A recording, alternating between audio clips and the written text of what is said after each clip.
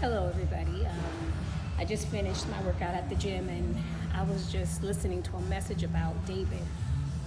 And I was thinking about it, and it was talking about how when Samuel went to anoint one of Jesse's sons, and how they brought out all seven of his sons, and neither one of them were the king. And so they went out and they got David, and when they brought David in, how they all thought surely David wasn't or couldn't be the one that was the one that Samuel was looking for. And then Samuel said, no, this is him. And when he poured the oil over him, it flowed. I want to encourage you today. Your gift will make room for you. Wherever you are in this season of life, I don't care if you've been overlooked 7 times like David was.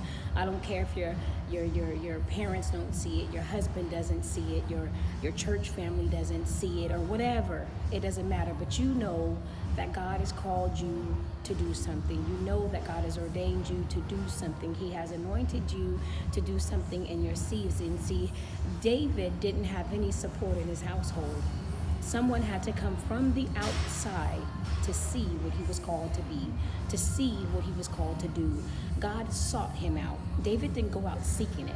God sought him out. See, your gift will make room for you, meaning that God will seek you out, and he'll never allow you to be forgotten or overlooked. So as you go about your day, remember that no matter what you feel you've been overlooked for, no matter what you feel people can't see, no matter why you're wondering, why God have you put this burning desire in my heart to do this thing?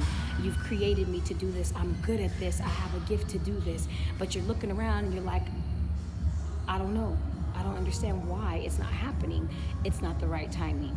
Your Samuel will come and find you. God will send somebody. God will send somebody to see the gift on the inside. God will send somebody that won't be looking at the outside, but will look at the inside, your heart, what he put in the inside of you. See, whatever you are called to be, whatever you are called to do is already in you. It may not be fully developed yet. David was anointed as king, but he didn't become king for years. He had to work through his seasons. He had to work through his stuff. And then he became king, but then he was the greatest one. So I encourage you today to stay focused on God. Stay focused on what God has called you to do. You know, write it down, write the vision down and make it plain. Don't let anyone discourage you. God will send somebody to confirm what he already put in you. It may not be the people around you. They may not ever see it. They may not ever see it until it develops. And then but don't hold them accountable for why you're not where you're supposed to be now. God has that. God has the timing. The timing is perfect in him.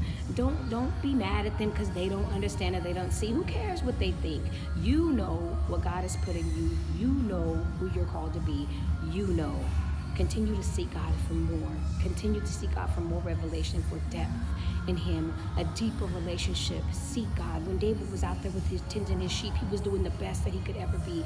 God was refining him in his field.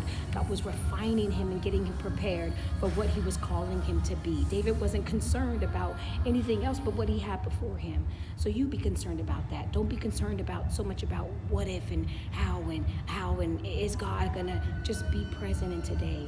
Don't lose sight on today. Be the best you today. Be the best at where you are today.